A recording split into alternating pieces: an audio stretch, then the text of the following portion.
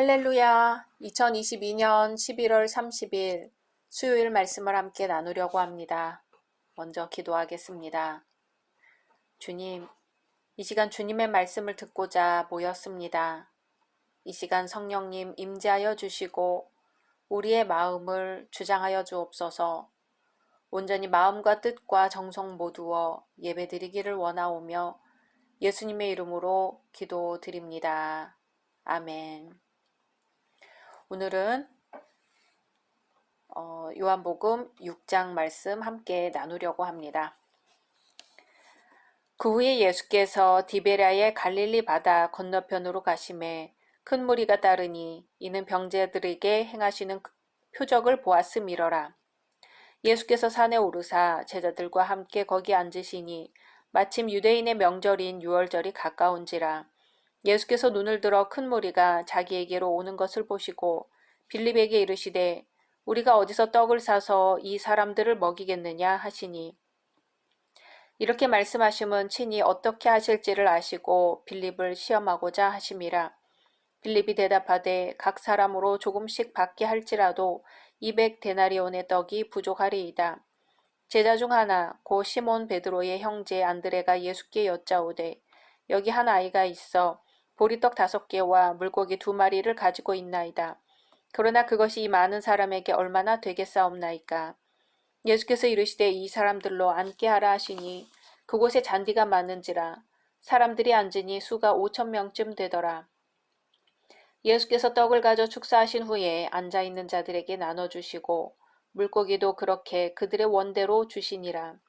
그들이 배부른 후에 예수께서 제자들에게 이르시되 남은 조각을 거두고 버리는 것이 없게 하라 하시므로 이에 거두니 보리떡 5개로 먹고 남은 조각이 12바구니에 찼더라. 그 사람들이 예수께서 행하신 이 표적을 보고 말하되 이는 참으로 세상에 오실 그 선지자라 하더라. 그러므로 예수께서 그들이 와서 자기를 억지로 붙들어 임금으로 삼으려는 줄 아시고 다시 혼자 산으로 떠나가시니라. 저물매 제자들이 바다에 내려가서 배를 타고 바다를 건너 가버나움으로 가는데 이미 어두웠고 예수는 아직 그들에게 오시지 아니하셨더니 큰 바람이 불어 파도가 일어나더라. 제자들이 노를 저어 시베리쯤 가다가 예수께서 바다 위로 걸어 배에 가까이 오심을 보고 두려워하거늘 이르시되 내니 두려워하지 말라 하신대 이에 기뻐서 배로 영접하니 배는 곧 그들이 가려던 땅에 이르렀더라. 이튿날 바다 건너편에 서 있던 무리가 배 한 척 외에 다른 배가 거기 없는 것과 또 어제 예수께서 제자들과 함께 그 배에 오르지 아니하시고 제자들만 가는 것을 보았더니 그러나 디베랴에서 배들이 주께서 축사하신 후 여럿이 떡 먹던 그곳에 가까이 왔더라. 무리가 거기에 예수도 안 계시고 제자들도 없음을 보고 곧 배들을 타고 예수를 찾으러 가버나움으로 가서 바다 건너편에서 만나 랍비여 언제 여기 오셨나이까 하니 예수께서 대답하여 이르시되 내가 진실로 진실로 너희에게 이르노니 너희가 나를 찾는 것은 표적을 본 까닭이 아니요 떡을 먹고 배부른 까닭이로다. 썩을 양식을 위하여 일하지 말고 영생하도록 있는 양식을 위하여 하라. 이 양식은 인자가 너희에게 주리니 인자는 아버지 하나님께서 인치신 자니라. 그들이 묻되 우리가 어떻게 하여야 하나님의 일을 하오리이까. 예수께서 대답하여 이르시되 하나님께서 보내신 이를 믿는 것이 하나님의 일이니라 하시니 그들이 묻되 그러면 우리가 보고 당신을 믿도록 행하시는 표적이 무엇이니까? 하시는 일이 무엇이니까? 기록된 바 하늘에서 그들에게 떡을 주어 먹게 하였다 함과 같이 우리 조상들은 광야에서 만나를 먹었나이다. 예수께서 이르시되 내가 진실로 진실로 너희에게 이르노니 모세가 너희에게 하늘로부터 떡을 준 것이 아니라 내 아버지께서 너희에게 하늘로부터 참떡을 주시나니 하나님의 떡은 하늘에서 내려 세상에 생명을 주는 것이니라. 그들이 이르되 주여 이 떡을 항상 우리에게 주소서. 예수께서 이르시되 나는 생명의 떡이니 내게 오는 자는 결코 줄이지 아니할 터이요 나를 믿는 자는 영원히 목마르지 아니하리라.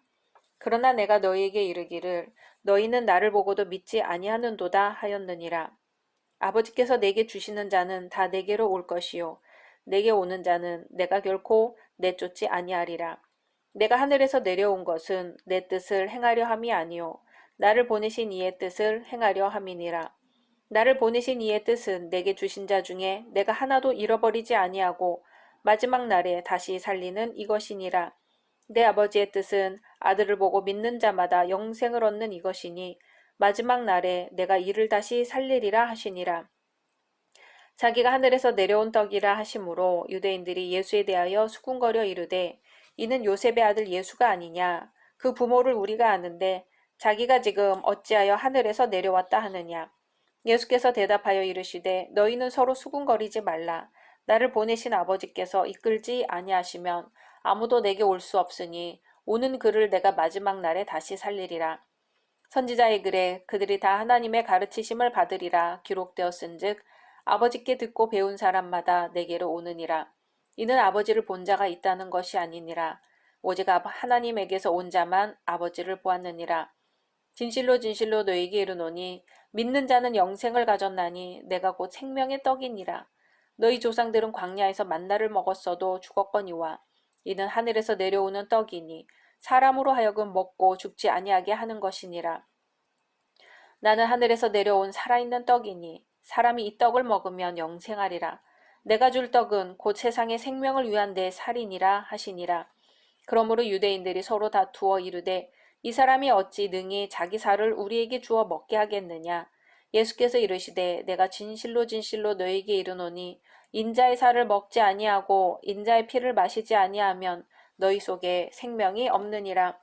내 살을 먹고 내 피를 마시는 자는 영생을 가졌고 마지막 날에 내가 그를 다시 살리리니 내 살은 참된 양식이요 내 피는 참된 음료로다.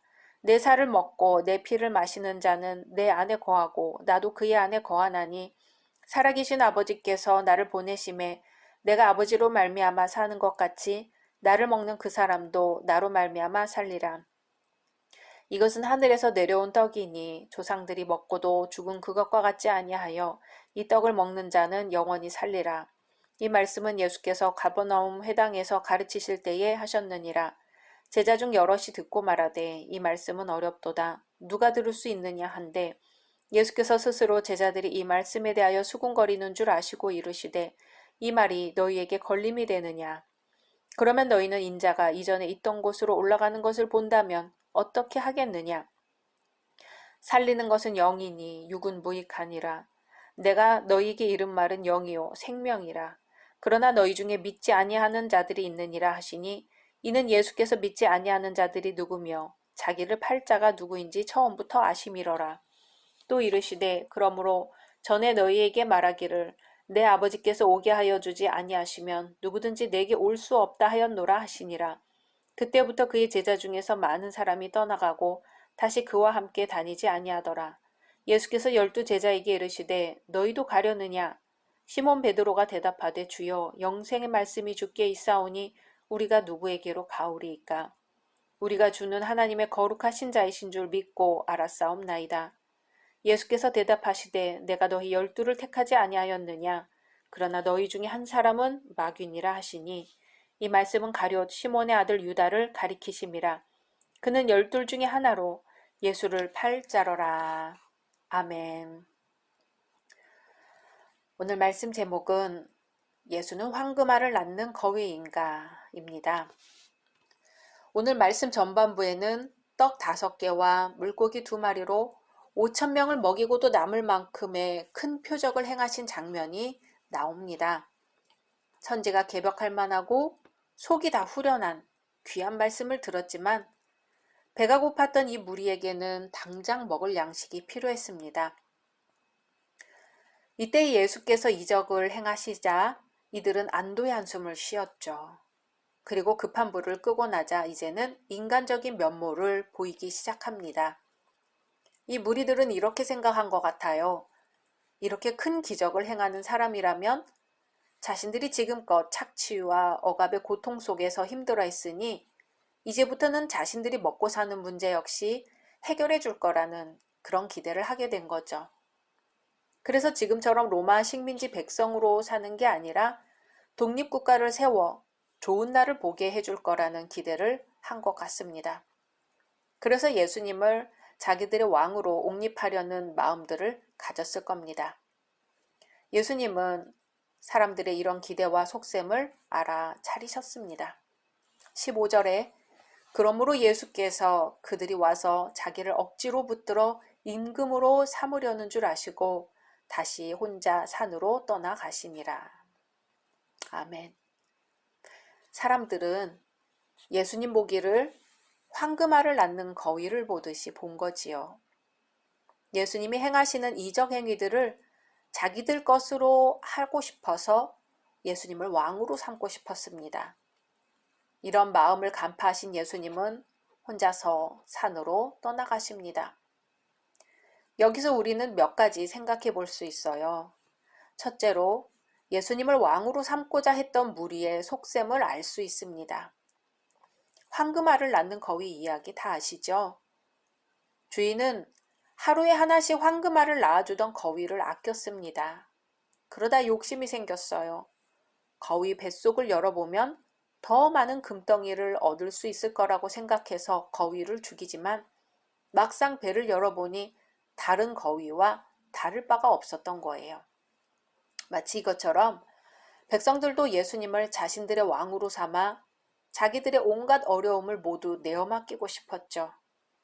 필요할 때마다 양식을 주고 필요할 때마다 치료도 해주고 그러기 위해 예수님을 왕으로 잡아두려는 심산인 거죠. 두 번째로 예수님의 마음을 알 수 있습니다. 예수님은 인간을 사랑하셔서 무리의 필요를 채워주고 계셨죠. 하지만 맡은 바를 감당하기 위해서는 이 백성들의 뜻대로 해서는 안 된다는 생각에 인간들을 피하십니다.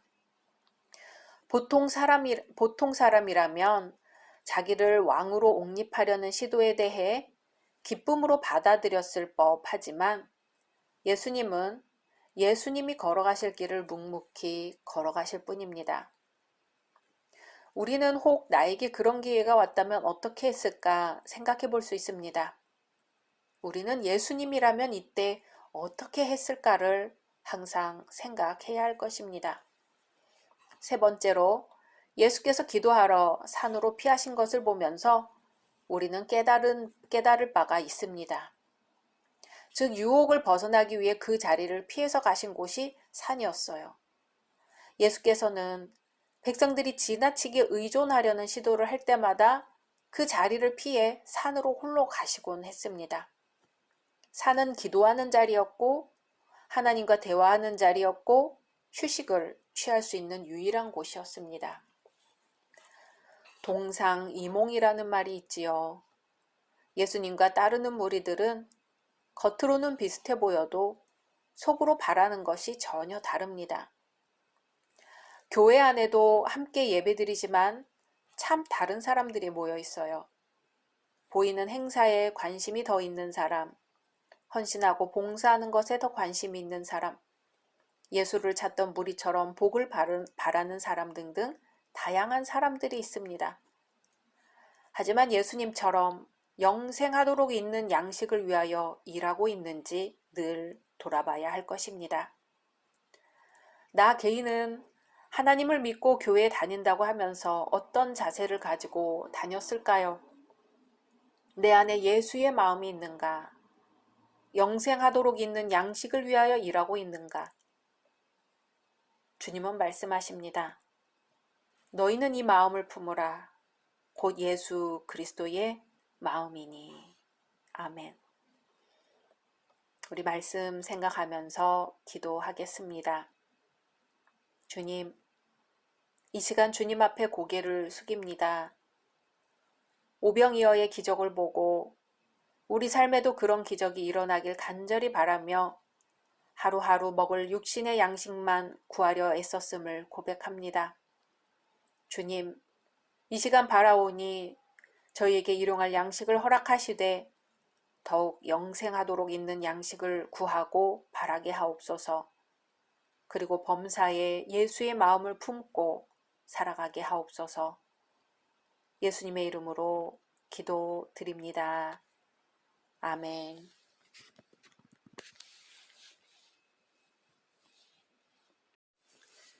할렐루야. 2022년 12월 7일 수요일 말씀을 함께 나누려고 합니다.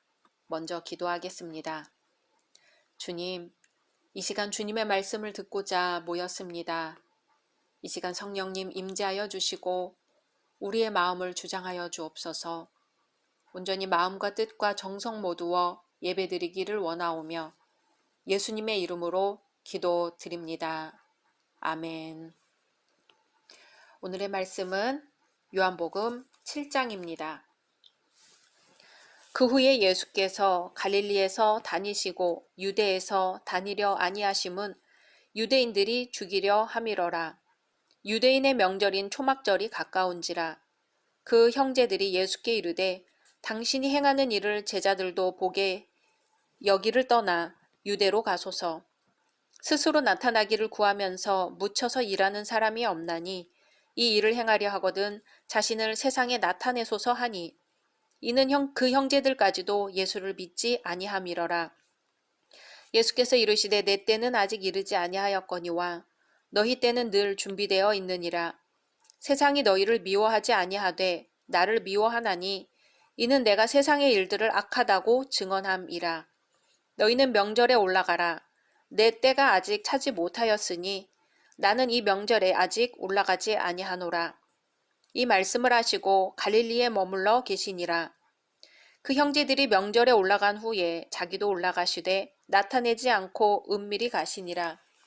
명절 중에 유대인들이 예수를 찾으면서 그가 어디 있느냐 하고 예수에 대하여 무리 중에서 수군거림이 많아 어떤 사람은 좋은 사람이라 하며 어떤 사람은 아니라 무리를 미혹한다 하나 그러나 유대인들을 두려워하므로 드러나게 그에 대하여 말하는 자가 없더라. 이미 명절이 중간이 되어 예수께서 성전에 올라가사 가르치시니 유대인들이 놀랍게 여겨 이르되 이 사람은 배우지 아니하였거늘 어떻게 그를 아느냐 하니 예수께서 대답하여 이르시되 내 교훈은 내 것이 아니요 나를 보내신 이의 것이니라. 사람이 하나님의 뜻을 행하려 하면 이 교훈이 하나님께로부터 왔는지 내가 스스로 말함인지 알리라. 스스로 말하는 자는 자기 영광만 구하되 보내신 이의 영광을 구하는 자는 참되니 그 속에 불의가 없느니라. 모세가 너희에게 율법을 주지 아니하였느냐? 너희 중에 율법을 지키는 자가 없도다. 너희가 어찌하여 나를 죽이려 하느냐? 무리가 대답하되 당신은 귀신이 들렸도다. 누가 당신을 죽이려 하나이까? 예수께서 대답하여 이르시되 내가 한 가지 일을 행하매 너희가 다 이로 말미암아 이상히 여기는도다. 모세가 너희에게 할례를 행했으니 그러나 할례는 모세에게서 난 것이 아니요 조상들에게서 난 것이라. 그러므로 너희가 안식일에도 사람에게 할례를 행하느니라. 모세의 율법을 범하지 아니하려고 사람이 안식일에도 할례를 받는 일이 있거든 내가 안식일에 사람의 전신을 건전하게 한 것으로 너희가 내게 노여워하느냐. 외모로 판단하지 말고 공의롭게 판단하라 하시니라. 예루살렘 사람 중에서 어떤 사람이 말하되 이는 그들이 죽이고자 하는 그 사람이 아니냐. 보라 드러나게 말하되 그들이 아무 말도 아니하는도다. 당국자들은 이 사람을 참으로 그리스도인 줄 알았는가. 그러나 우리는 이 사람이 어디서 왔는지 아노라. 그리스도께서 오실 때에는 어디서 오시는지 아는 자가 없으리라 하는지라. 예수께서 성전에서 가르치시며 외쳐 이르시되 너희가 나를 알고 내가 어디서 온 것도 알거니와 내가 스스로 온 것이 아니니라. 나를 보내신 이는 참되시니 너희는 그를 알지 못하나 나는 아노니 이는 내가 그에게서 났고 그가 나를 보내셨음이라 하시니 그들이 예수를 잡고자 하나 손을 대는 자가 없으니 이는 그의 때가 아직 이르지 아니하였음이러라. 무리 중에 많은 사람이 예수를 믿고 말하되 그리스도께서 오실지라도 그 행하실 표적이 이 사람이 행한 것보다 더 많으랴 하니 예수에 대하여 무리가 수군거리는 것이 바리새인들에게 들린지라.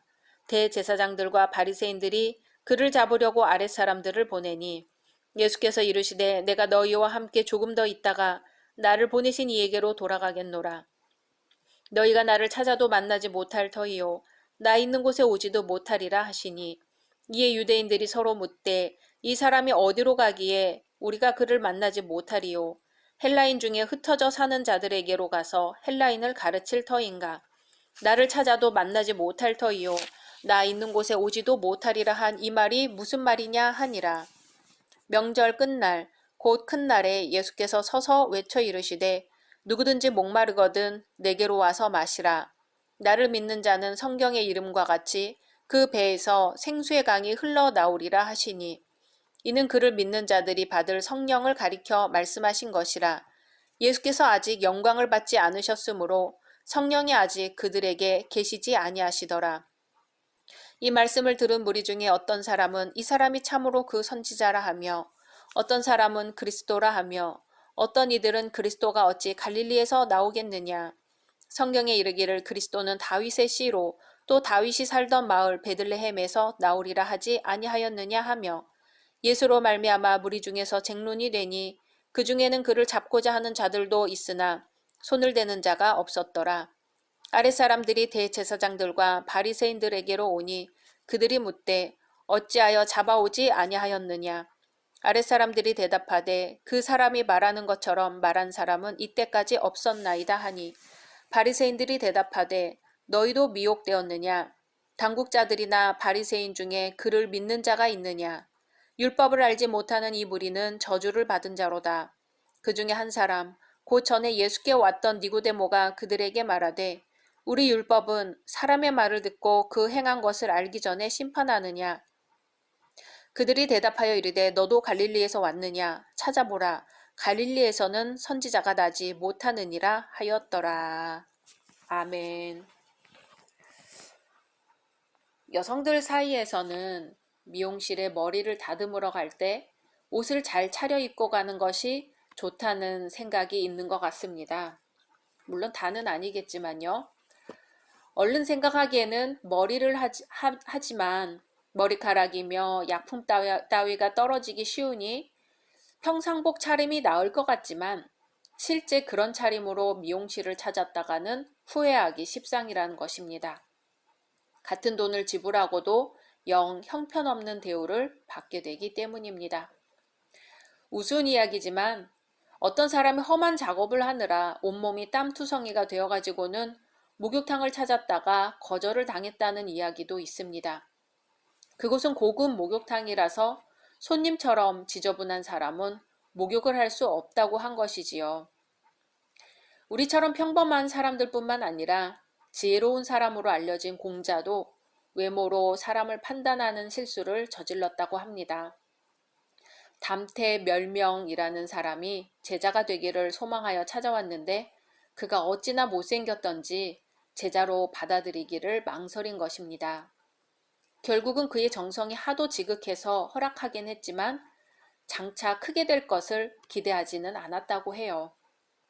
공부를 마치고 세상에 나간 담태는 근실하고 정직한 인품으로 사람들의 신뢰를 얻었고 크게 명성을 떨치게까지 되었습니다. 그 후에야 공자는 외모로 사람을 판단했던 자신의 실수를 아파하며 탄식했다고 합니다. 사람은 이렇게 공자 같은 현자이건 우매자이건 간에 단편적으로 사람을 성급하게 판단하는 어리석음을 가지고 있는 모양입니다. 우리가 사랑하는 예수님은 존경스럽게도 이런 인간의 한계와 어리석음을 극복하신 분입니다. 예수님은 겉으로 보이는 것에 의존하는 인간의 판단이 얼마나 허술한 것인지 꿰뚫고 계셨습니다. 또 그런 인간의 어리석음 때문에 피해를 입은 당사자이기도 하시죠. 오늘 본문에서 예수님은 형제들에게조차 비웃음을 당합니다. 자신들과 다름없이 몫으로 자란 형제 예수가 하나님의 아들이라고 하면서 다른 이들을 가르친다고 돌아다니는 것이 마땅치 않았던 것이죠. 다른 이들의 반응도 별다르지 않았습니다. 예수님이 가르치는 내용이나 그 근본 정신에는 관심을 갖지 않고 안식일에 병자를 고친 것이 옳은 일인가 아닌가를 따지는데 초점을 모으고 있었던 것입니다. 이런 사람들에게 예수님은 외모로 사람을 판단하지 말라고 말씀하십니다. 선비 눈에는 선비만 보이고 돼지 눈에는 돼지만 보인다는 농담이 있습니다. 우리의 사고가 얕고 아는 것이 적을 때 그릇된 판단을 하기는 더욱 쉽습니다. 상대의 깊은 생각은 알아보지 못하고 자신의 얄팍한 지식에 상대를 맞추어 판단하는 것입니다. 더 이상의 무엇이 있다고 어떻게 상상하겠습니까? 자신이 아는 것은 그것뿐인 것을요. 저 사람이 무엇을 입고 있는가? 그가 공부한 것은 무엇인가? 저 사람이 어떤 행동을 하고 있는가 하는 문제는 약간의 차이만 있을 뿐 모두 겉으로 본 것에 불과합니다. 왜 저렇게 입고 있는가? 왜 저런 행동을 하고 있는 것은 무슨 까닭일까? 진정으로 목적하는 것은 무엇인가를 아는 것이 중요합니다. 상대 행동이 내가 생각하기에는 비록 어처구니 없고 받아들인다는 것이 도저히 불가능한 일이라고 할지라도 무시하지 않고 기회를 주어야 합니다. 끈기 있게 상대의 말을 들어주고 쉽게 결론을 내리지 않는 태도가 필요합니다. 상대의 행동을 끝까지 보아주고 그 결과를 기다려 주어야 합니다. 주님은 말씀하십니다. 외모로 판단하지 말고 공의롭게 판단하라. 우리의 판단이 공의로우신 예수님의 판단까지 갈 수 있기를 소망합니다. 함께 말씀 생각하면서 기도하겠습니다. 주님, 이 시간 주님 앞에 고개를 숙입니다. 주님, 저희의 얕은 판단으로 실수를 한 적이 얼마나 많은지 모릅니다. 저희는 언제쯤 공의로우신 예수님을 닮을 수 있을까요? 한 걸음 한 걸음 주께로 더욱 가까이 갈 때에 외모가 아닌 주님의 시선으로 보게 하여 주옵시고 저희의 짧은 생각이 아니라 깊으신 주님의 사랑으로 바라보게 하옵소서. 예수님의 이름으로 기도드립니다. 아멘.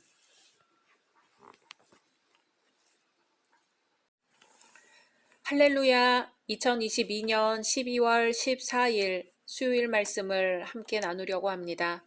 먼저 기도하겠습니다. 주님, 이 시간 주님의 말씀을 듣고자 모였습니다. 이 시간 성령님 임재하여 주시고 우리의 마음을 주장하여 주옵소서. 온전히 마음과 뜻과 정성 모두어 예배드리기를 원하오며 예수님의 이름으로 기도드립니다. 아멘. 오늘 말씀은 요한복음 8장입니다. 예수는 감람산으로 가시니라. 아침에 다시 성전으로 들어오시니 백성이 다 나아오는지라. 앉으사 그들을 가르치시더니 서기관들과 바리새인들이 음행 중에 잡힌 여자를 끌고 와서 가운데 세우고 예수께 말하되 선생이여, 이 여자가 간음하다가 현장에서 잡혔나이다.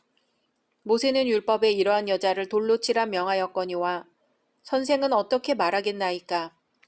그들이 이렇게 말함은 고발할 조건을 얻고자 하여 예수를 시험함이러라. 예수께서 몸을 굽히사 손가락으로 땅에 쓰시니 그들이 묻기를 맞이 아니하는지라.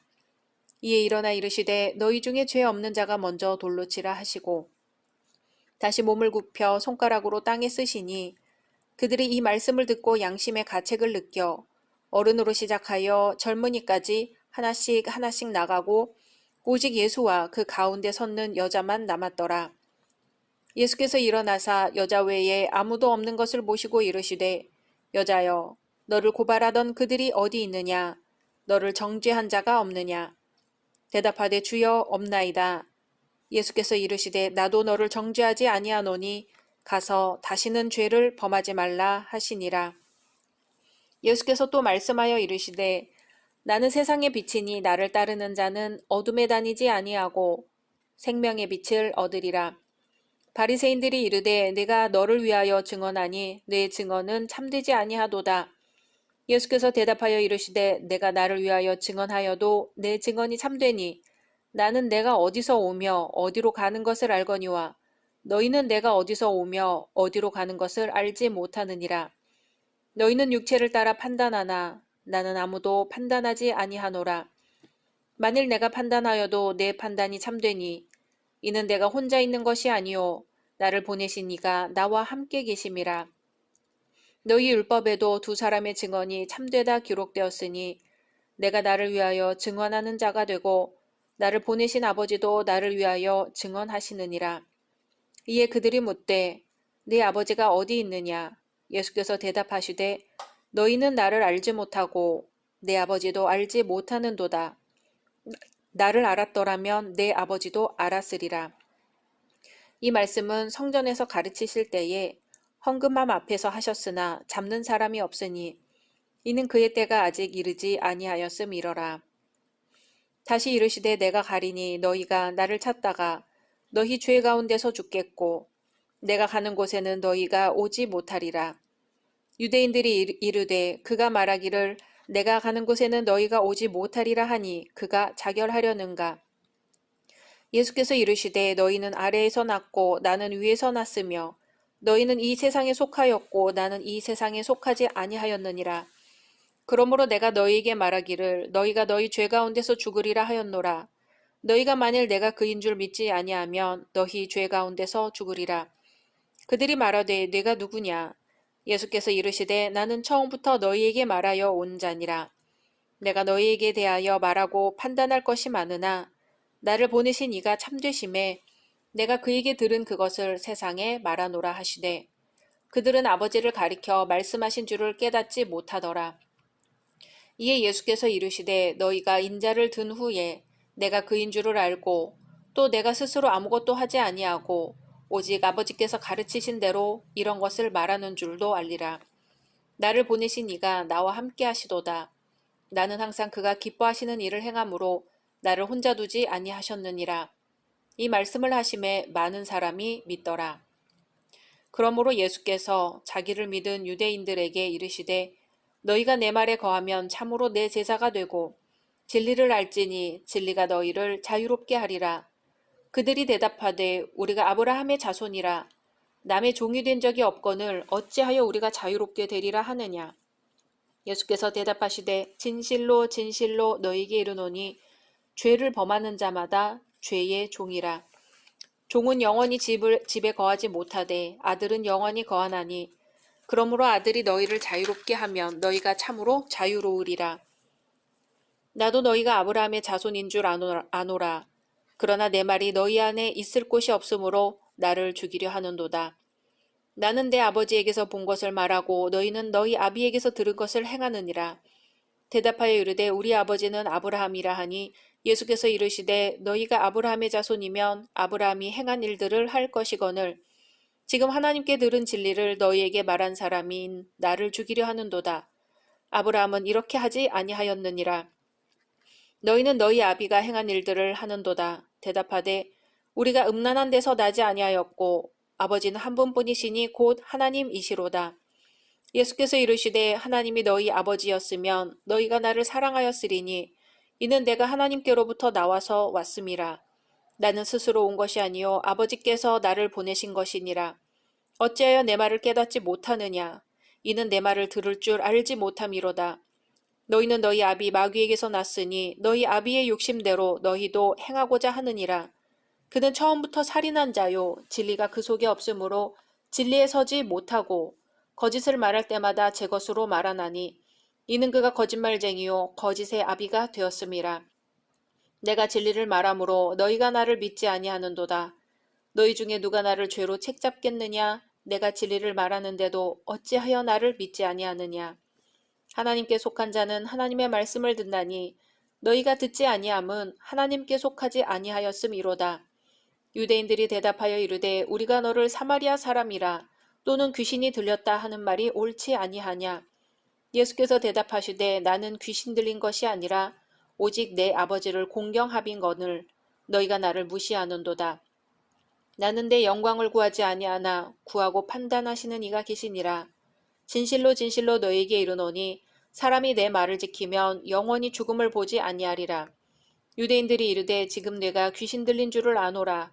아브라함과 선지자들도 죽었거늘 내 말은 사람이 내 말을 지키면 영원히 죽음을 맛보지 아니하리라 하니 너는 이미 죽은 우리 조상 아브라함보다 크냐. 또 선지자들도 죽었거늘 너는 너를 누구라 하느냐. 예수께서 대답하시되 내가 내게 영광을 돌리면 내 영광이 아무것도 아니거니와 내게 영광을 돌리시는 이는 내 아버지시니 곧 너희가 너희 하나님이라 칭하는 그이시라. 너희는 그를 알지 못하되 나는 아노니 만일 내가 알지 못한다 하면 나도 너희같이 거짓말쟁이가 되리라. 나는 그를 알고 또 그의 말씀을 지키노라. 너희 조상 아브라함은 나의 때에 볼 것을 즐거워하다가 보고 기뻐하였느니라. 유대인들이 이르되 네가 아직 50세도 못 되었는데 아브라함을 보았느냐. 예수께서 이르시되 진실로 진실로 너희에게 이르노니 아브라함이 나기 전부터 내가 있느니라 하시니 그들이 돌을 들어 치려 하거늘 예수께서 숨어 성전에서 나가시니라. 아멘. 오늘은 자유의 의미라는 제목으로 말씀 나누려고 합니다. 자유가 무엇인가 하는 문제는 인간에게 있어 대단히 의미심장한 질문입니다. 왜냐하면 인간은 자신이 소유한 자유에 따라 삶의 가치와 방향을 정하기 때문입니다. 서양의 실존 철학은 인간의 본질이 무엇이냐 물었을 때 자유라고 규정하고 탐구했습니다. 자유가 종속된 신분제 사회가 아닌데도 불구하고 오늘날 현대인들은 참된 자유에 목말라 있습니다. 날로 영적, 정신적으로 황폐해져 가고 있는 것이죠. 오늘 말씀을 통해 자유가 무엇인가, 자유를 어떻게 얻을 수 있는가 살펴보려고 합니다. 첫째, 자유는 진리를 아는 것입니다. 일반적으로 사람들은 자유함을 얻고 나서 그 후에야 진리에 이른다고 생각합니다. 그러나 예수님의 가르침은 이와 정반대입니다. 진리를 알고 나서야 비로소 인간은 자유함에 이를 수 있다는 것이죠. 헬라어로 진리는 알레테이아, 알레디노스 등 두 단어가 있습니다. 알레테이아는 거짓에 반대되는 참, 진실이라는 의미이며 알레디노스는 허구에 반대되는 사실이라는 의미를 가집니다. 이를 종합해보면 진리란 역사성을 가진 실제적인 진실이라고 결론 지을 수 있습니다. 우리는 이것을 예수님을 통해 알 수 있습니다. 역사성을 가진 실제적인 진실 자체가 곧 예수님입니다. 예수님은 실제 이 땅에 성육신 하셨고 예수님의 가르침은 거짓을 드러내고 참된 사실을 깨우쳐주기 때문입니다. 이 같은 진리 안에 거할 때 인류는 참 자유를 획득할 수 있습니다. 그러므로 로마서 8장 2절은 이는 그리스도 예수 안에 있는 생명의 성령의 법이 죄와 사망의 법에서 너를 해방하였음이라고 기록했던 것입니다. 둘째, 자유는 그리스도의 제자가 되는 것입니다. 오늘 말씀에서 가르치고 있는 자유의 개념 중 하나는 그것이 관계 속에서 발견되어야 한다는 것입니다. 예수님은 참 자유를 설명하시기 위해 종과 아들을 등장시키셨습니다. 고대 히브리 사회에서 종은 자기 삶을 결정할 수 있는 의사결정권이 없었습니다. 그 사람은 주인의 집에 살다가도 추방되거나 매매될 수 있었습니다. 그 반대로 아들은 가장을 대리해서 종을 자유롭게 해줄 권리까지 가질 수 있었습니다. 우리가 죄를 지으면 그 아래서 종 노릇할 수밖에 없습니다. 그러나 아들 안에 거하면 그 아들이 베푸는 은혜 안에서 자유함을 누릴 수 있습니다. 바로 이 같은 진리를 설명하시기 위해 예수님은 종과 아들의 비유를 말씀하셨습니다. 인간은 예수님의 제자가 되는 관계성 속에서 비로소 자유함에 이룰 수 있습니다. 제자는 스승의 가르침에 복종하고 배워야 하며 이를 통해서 자유할 수 있듯이 우리는 참 스승 대신 그리스도와 연합하여 그의 진리를 배움으로써 진리 안에 거할 수 있습니다. 15장에 보면 포도나무와 가지의 비유가 기록되어 있습니다. 성도가 자유함을 얻고 열매를 맺기 위해서는 줄기 되는 그리스도께 붙어 있어야 된다는 사실입니다. 셋째, 자유는 실천을 통해 드러납니다. 참 자유는 단순히 이론에 그쳐서는 안 됩니다. 또 단순히 영혼이 죄악에서 벗어나는 것만을 의미하지도 않습니다. 자유는 우리의 삶과 인격이 주의 말씀을 실천하는 생활을 통해서 완성됩니다. 자유를 모르는 종은 종의 형태를 답습합니다. 하지만 그리스도와 연합하여 참 자유의 길에 이른 성도는 매사에 자신을 처 복종시켜 주의 영광이 나타나는 생활에 진력합니다. 또 빛과 소금으로 그 행실이 나타납니다. 바울 사도는 내가 자유자가 아니냐 하면서 자기가 모든 것을 다 할 수 있으나 그리스도의 영광을 위해 절제한다고 고백했습니다. 순복과 절제 속에서 자신의 죄악된 본성과 그릇된 행실을 거느려 바른 길로 나아가게 하는 것이 참 자유인의 생활입니다. 우리 열린 성도 여러분, 나는 그리스도 안에 있는 자유인입니까? 그렇다면 모든 일에 자랑할 만하며 칭찬받을 만한 모범이 있어야 할 것입니다. 진실된 실천이 동반되지 않는다면 우리의 믿는 바는 헛것이요. 당연히 그 자유도 거짓된 것이 될 것입니다. 오늘도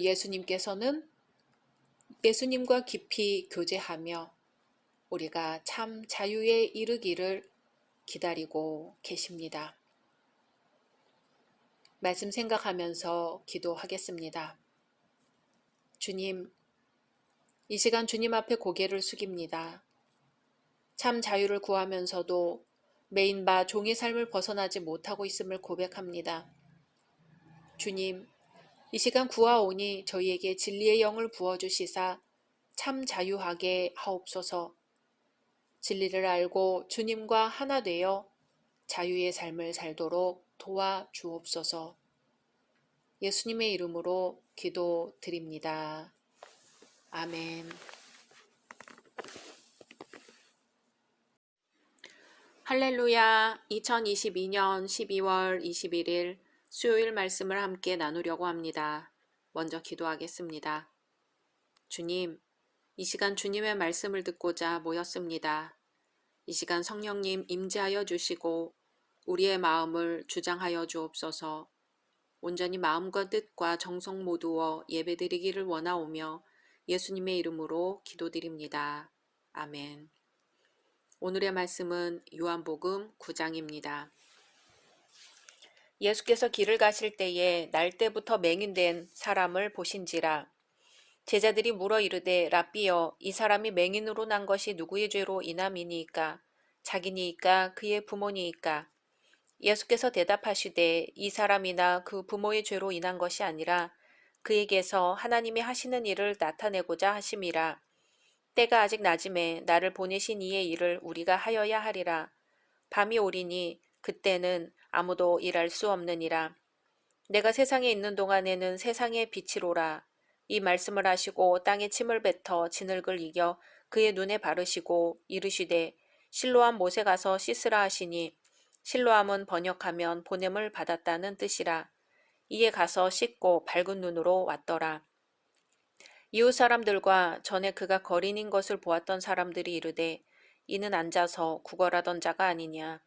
어떤 사람은 그 사람이라 하며 어떤 사람은 아니라 그와 비슷하다 하거늘 자기 말은 내가 그라 하니.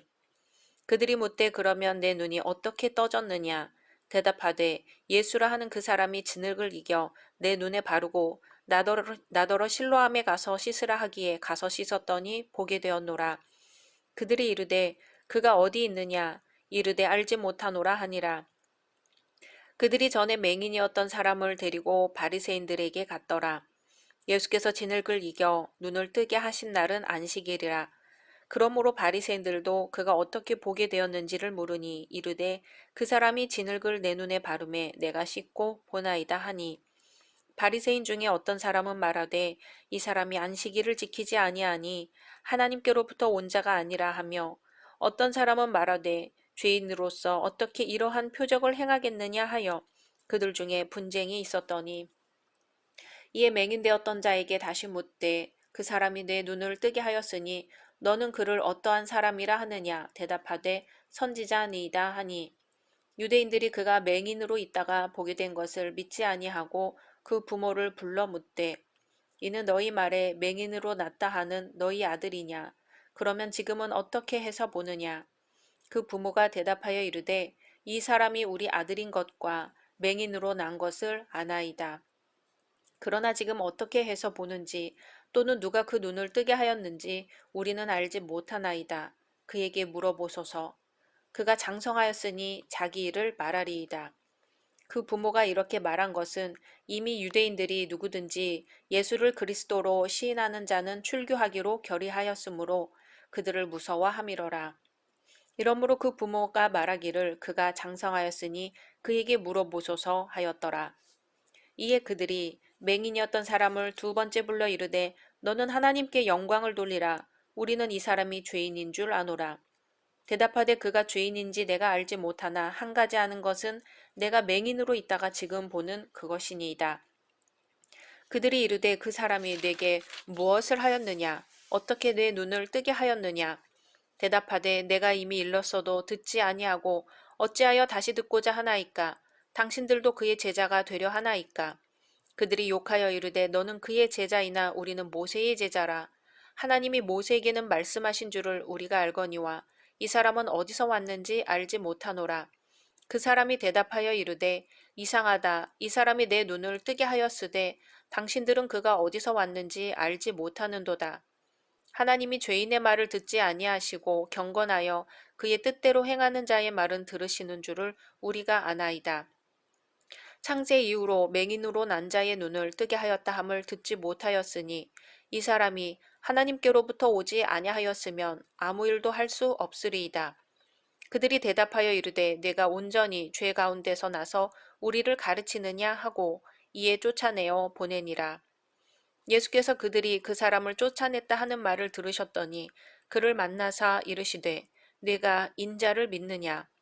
대답하여 이르되 주여 그가 누구시오니이까 내가 믿고자 하나이다.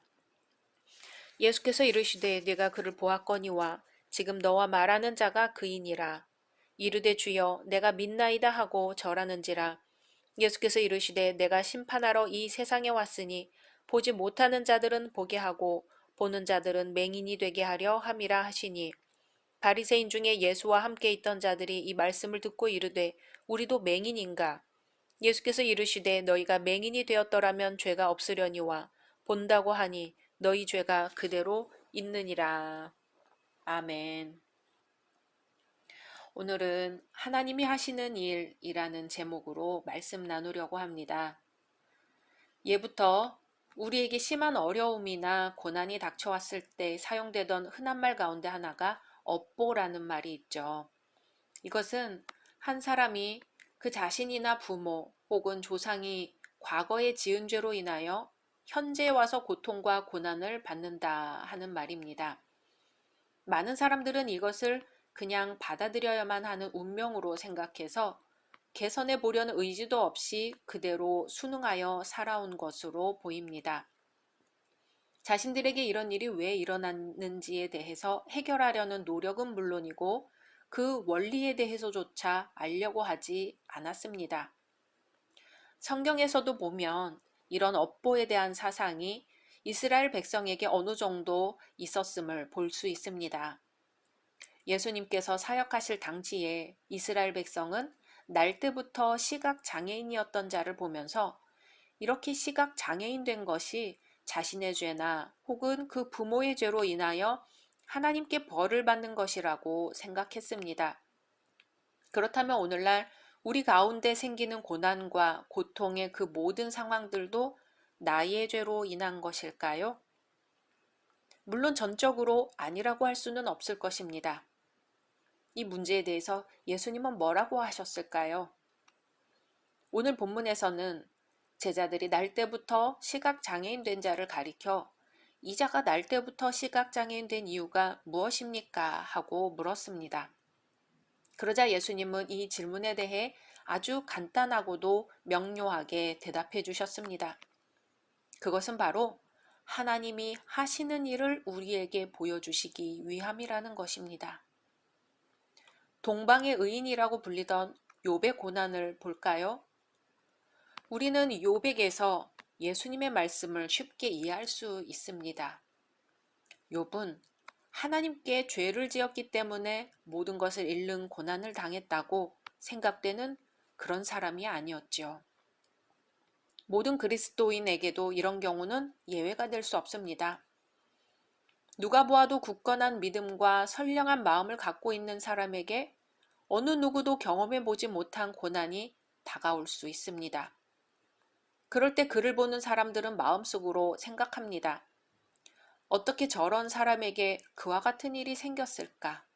아마도 저 사람은 하나님께 크게 죄를 범했을 거야.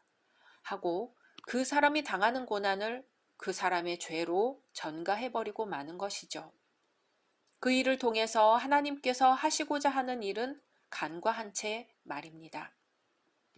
물론 사람들이 고난을 받는 이유가 자기 죄 때문이기도 하겠지만 반대로 그의 고난을 통해서 하나님께서 어떤 놀라운 일을 이루시기 위함임을 간과하는 경우가 우리들에게는 종종 있습니다. 만일 내 자신이 지금 도저히 이해되지 않고 받아들일 수 없는 힘든 고난의 상태에 처해 있다면 조용히 예수께서 하시는 말씀을 들어야 합니다. 아마도 예수님은 이것은 하나님이 하시는 일이라고 분명히 말씀해 주실 것입니다. 만일 그것이 사실이라면 내가 당한 고난들을 통해서 하나님께서 이루고자 하시는 일을 하시고 영광을 받으신다면 우리의 삶은 복받은 삶이 될 것입니다. 우리들에게 다가오는 고난을 그저 내가 못나서 그리고 부족해서 생기는 결과라고 의기소침해하지 말아야 합니다. 그저 있는 그대로를 용기 있게 받아들여서 그 속에서 나에게 주어진 상황을 이겨 나가야 할 것입니다. 그러므로 우리 그리스도인은 자신에게 고난이 주어졌을 때 그 상황만을 보고 실망하지 말고 그 일로 인하여 하나님께서 과연 어떤 일을 이루실까 하는 기대감을 가지고 살아야 할 것입니다. 왜냐하면 하나님께서는 결코 우리를 고난의 삶 속에서 살도록 그냥 내버려 두시지도 않고 그렇게 살기를 원하시지도 않기 때문입니다. 그런데 한편 이런 점을 생각해 볼 수 있어요. 인도로 선교를 떠난 어느 미국인 선교사가 거리에서 시각장애인을 만났어요. 이 선교사는 의학적인 식견이 있는 사람이었는데요. 선교사가 시각장애인에게 말했어요. 내가 보기에 당신은 수술을 받으면 앞을 볼 수 있겠습니다. 그러면서 자신이 수술 비용을 대겠다고 했죠. 그러자 이 시각장애인은 머뭇거리고 망설이는 기색을 보이면서 말하는 거예요. 선교사님, 눈을 뜬 후에도 국어를 계속할 수 있을까요? 선교사는 아니, 눈을 뜨면 더 이상 구걸할 필요가 없어요. 밝은 세상을 볼 수 있고 일을 해서 더 잘 살 수 있게 될 것입니다. 하고 당연한 대답을 해주었죠. 그러자 시각장애인은 제가 구걸하는 일을 그만두다니요. 그렇다면 절 그대로 있게 해주세요. 라고 말했습니다. 예수님은 어두움 가운데 있는 이들에게 눈을 뜨게 하고 빛을 보게 해주시기 위해 이 땅에 오셨습니다. 하지만 영적 시각장애인 상태로 어두움 가운데 거하고 빛을 보기를 거부했던 바리새인들처럼 지금 우리도 빛 보기를 거부하고 어둠에 머물기를 원하는 것은 아닌지 모르겠습니다. 이 문제가 진정 해결되기를 원하고 해결하려고 하는가 하는 거죠. 진로의 문제, 배우자의 문제, 이웃과의 관계 속에서 일어나는 문제 등 우리에게는 수많은 문제들이 있습니다. 만일 이 일들을 통해서 하나님과 의견 차이가 난다면 하나님께서 하라고 말씀하시는 쪽으로 우리의 마음을 기울이고 그분께 순종하는 믿음을 가져야 할 것입니다. 우리가 믿음을 가지고 하나님의 말씀을 좇으면 이제까지 알지 못했던 놀라운 세계를 경험하고 또 보게 될 것입니다. 그러나 나의 사고와 나의 이성대로 결정하고 행한다면 우리는 무엇이 무엇인지 모르는 세상에서 헤매며 살게 될 것입니다. 주님은 고난 중에 인내하고 또 고난당하는 자와 짐을 서로 나누어 지라고 하십니다. 예수님은 친히 그 본을 보여주셨습니다. 주님이 먼저 우리 고난의 짐을 나누어 지셨어요. 그리고 지금 의심하지 말고 주님께로 나아오라고 우리를 부르십니다. 믿음으로 지금의 고난을 잘 이겨내고 또 승리하기를 주님이 원하십니다. 그렇게 되도록 함께 하시고 우리의 손을 붙들고 계십니다. 남은 한 주도 우리와 함께 하시는 주님 만나시기를 소망합니다. 말씀 생각하면서 기도하겠습니다. 주님, 이 시간 주님 앞에 고개를 숙입니다.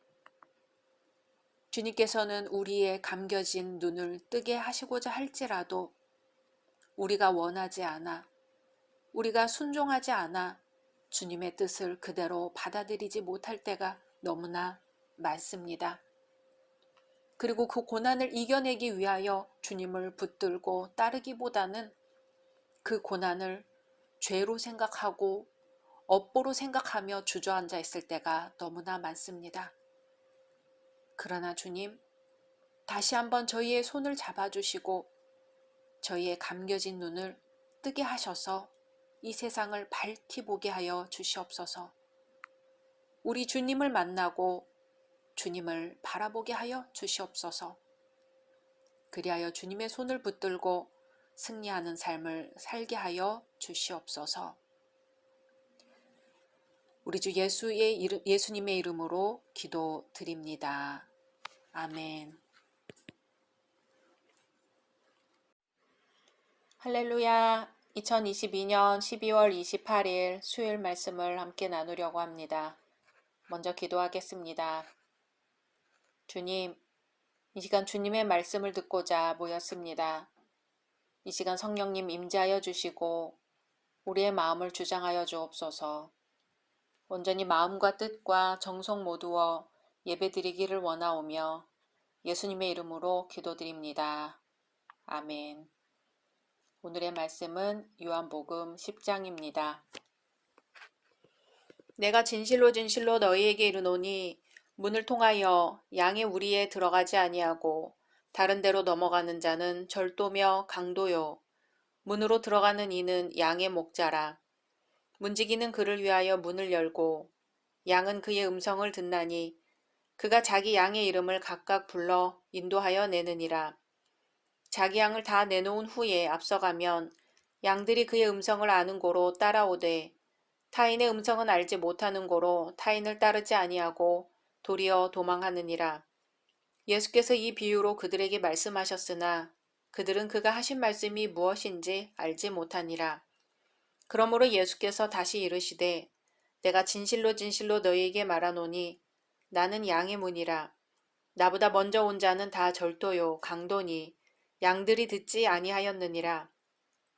내가 문이니 누구든지 나로 말미암아 들어가면 구원을 받고 또는 들어가며 나오며 꼴을 얻으리라. 도둑이 오는 것은 도둑질하고 죽이고 멸망시키려는 것뿐이요 내가 온 것은 양으로 생명을 얻게 하고 더 풍성히 얻게 하려는 것이라. 나는 선한 목자라. 선한 목자는 양들을 위하여 목숨을 버리거니와 삭구는 목자가 아니요 양도 제 양이 아니라. 이리가 오는 것을 보면 양을 버리고 달아나나니 이리가 양을 물어가고 또 해치느니라. 달아나는 것은 그가 삭구니 까닭에 양을 돌보지 아니함이나. 나는 선한 목자라. 나는 내 양을 알고 양도 나를 아는 것이 아버지께서 나를 아시고 내가 아버지를 아는 것 같으니 나는 양을 위하여 목숨을 버리노라.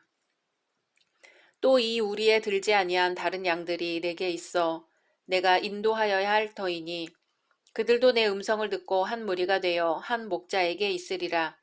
내가 내 목숨을 버리는 것은 그것을 내가 다시 얻기 위함이니 이로 말미암아 아버지께서 나를 사랑하시느니라. 이를 내게서 빼앗는 자가 있는 것이 아니라 내가 스스로 버리노라. 나는 버릴 권세도 있고 다시 얻을 권세도 있으니 이 계명은 내 아버지에게서 받았노라 하시니라.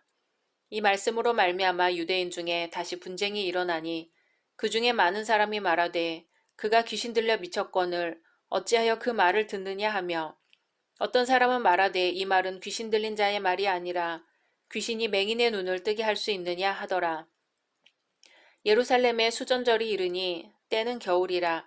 예수께서 성전 안 솔로몬 행각에서 거니시니 유대인들이 애워싸고 이르되 당신이 언제까지나 우리 마음을 의혹하게 하려 하나이까 그리스도이면 밝히 말씀하소서 하니 예수께서 대답하시되 내가 너희에게 말하였으되 믿지 아니하는도다. 내가 내 아버지의 이름으로 행하는 일들이 나를 증거하는 것이거늘 너희가 내 양이 아니므로 믿지 아니하는도다. 내 양은 내 음성을 들으며 나는 그들을 알며 그들은 나를 따르느니라. 내가 그들에게 영생을 주노니 영원히 멸망하지 아니할 것이요 또 그들을 내 손에서 빼앗을 자가 없느니라. 그들을 주신 내 아버지는 만물보다 크심에 아무도 아버지 손에서 빼앗을 수 없느니라.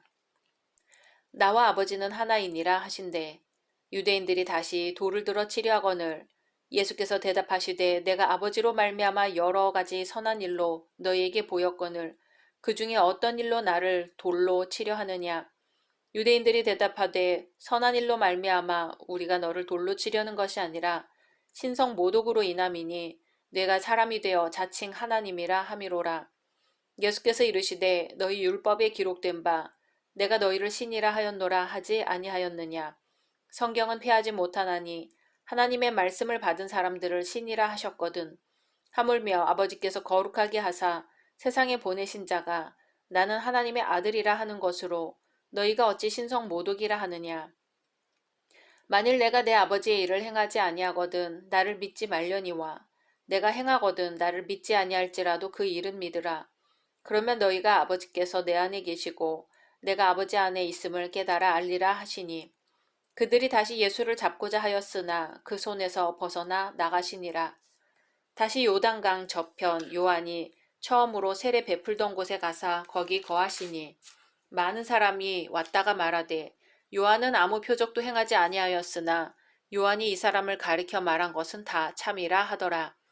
그리하여 거기서 많은 사람이 예수를 믿으니라.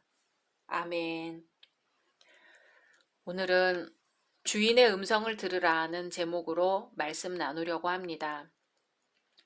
신구약을 통틀어 목자라는 말은 우리에게 익숙하지요. 아브라함과 이삭, 야곱 등은 족장시대 이스라엘의 목자였습니다. 다윗은 독립국가를 형성한 이스라엘의 이상적인 왕이자 목자였습니다.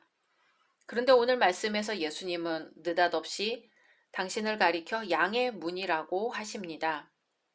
얼핏 보기에 양의 문이라고 자신을 표현하신 것이 기존에 우리가 알던 양과 목자 비유와 다른 것처럼 보입니다.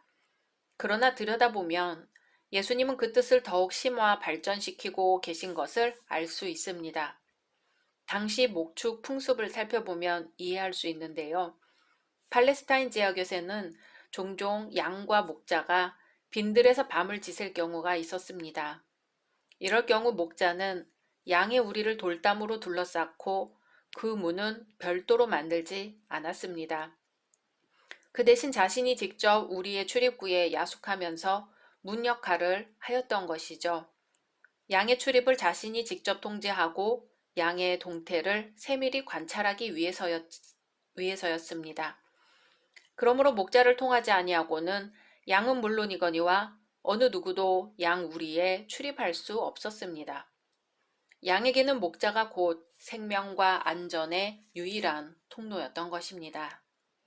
그것처럼 예수님은 구원의 유일한 통로가 되십니다. 내가 곧 길이요 진리요 생명이니 나로 말미암지 않고는 아버지께로 올 자가 없느니라는 말씀은 바로 이 같은 의미를 내포하고 있습니다.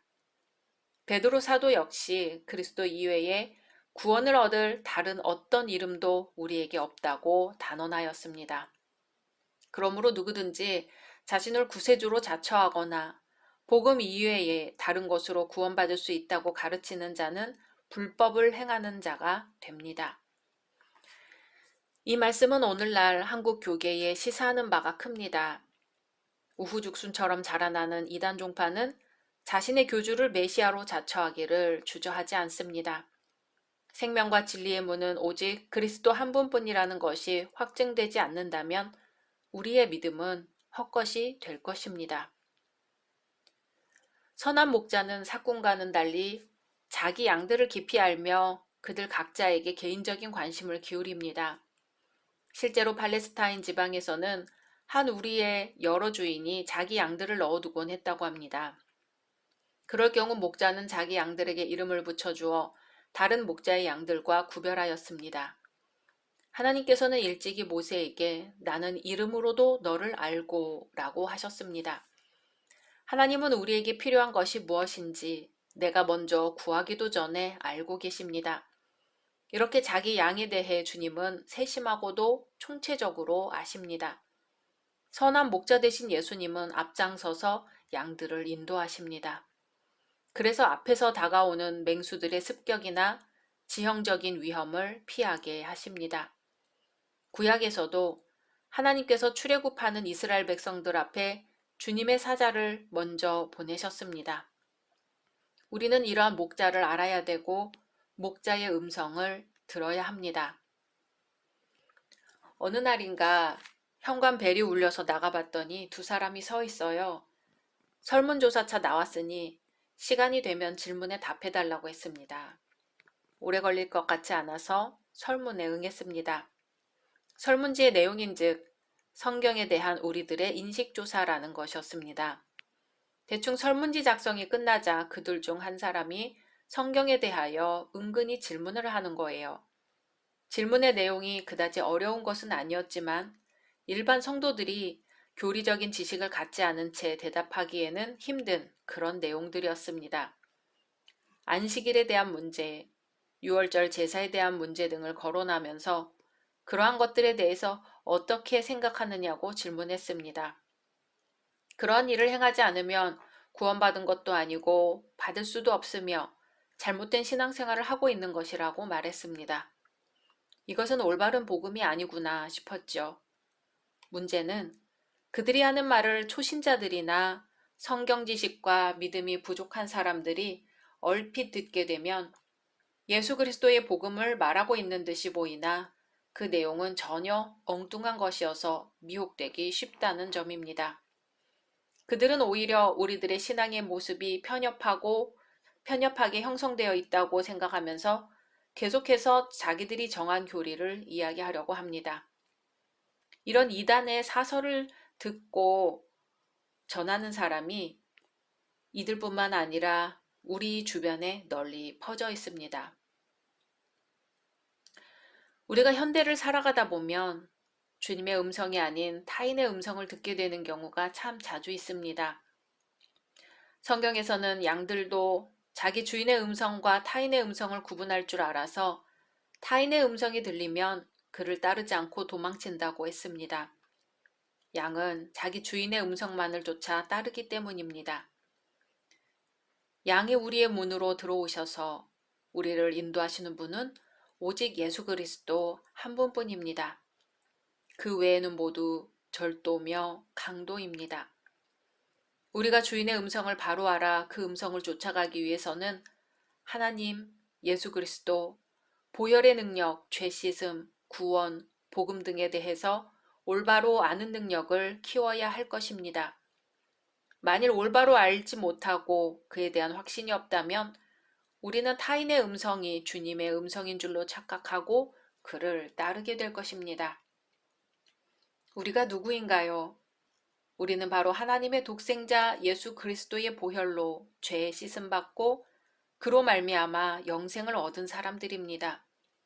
그러한 우리가 주님의 음성을 분별하지 못한 채 타인의 그릇된 인도를 따르게 된다면 주님의 마음이 얼마나 아프실까요? 요즘 들어 점차적으로 조직화되고 치밀해져가는 이단의 사설에 현혹되어 길을 잘못 접어든 하나님의 양이 있다면 과연 그 잘못을 그에게만 돌릴 수 있을까요? 그럴 수는 없습니다. 우리 믿는 자들도 똑같은 책임이 있습니다. 그들이 하나님의 음성을 알고 따르도록, 그래서 그가 불의의 길로 빠져들지 않도록 보살펴야 하는 책임이 우리에게 있었음에도 우리는 그들을 돌보지 않았던 것입니다. 우리의 무관심과 소홀함이 그들이 타인의 음성을 구별하지 못하여 그 음성을 듣고 따르도록 한 원인이 되었을 수도 있습니다. 그들을 되돌려 자기 주인의 음성을 듣도록 하는 일도 중요하고, 또한 우리 가운데 있는 소중하고 귀한 하나님께 속한 생명들이 그분의 음성을 바로 분별할 수 있도록 지속적으로 양육하는 것도 중요합니다. 그러기에 성도들 간에 풍성한 신앙 교제가 이루어지도록 하나님의 양을 맡은 교회 지도자들은 힘써야 할 것입니다. 흔히 교인은 많으나 예수를 따르는 자는 적다고 합니다. 양이 최종적으로 해야 할 바는 목자를 따르는 것이죠. 목자가 앞서가면 양은 그 뒤를 따라야 합니다. 그래야 들어가고 나오며 꼴을 얻을 것입니다. 많은 사람들이 단순히 주님과 같이 있고 동일한 경험을 나누는 것을 제자가 되는 것, 주님을 따르는 것으로 착각하였습니다. 그런 것은 그리스도를 추종하는 것에 그칠 뿐이죠. 예수님께서 자신의 뜻을 아버지께 철저히 복종시키셨듯이 우리 역시 그분께 복종하고 그 가르침을 실천하는 것이 진정한 따름이 될 것입니다. 세속의 그럴듯한 것들 앞에 선 우리들에게 주님이 물어보십니다.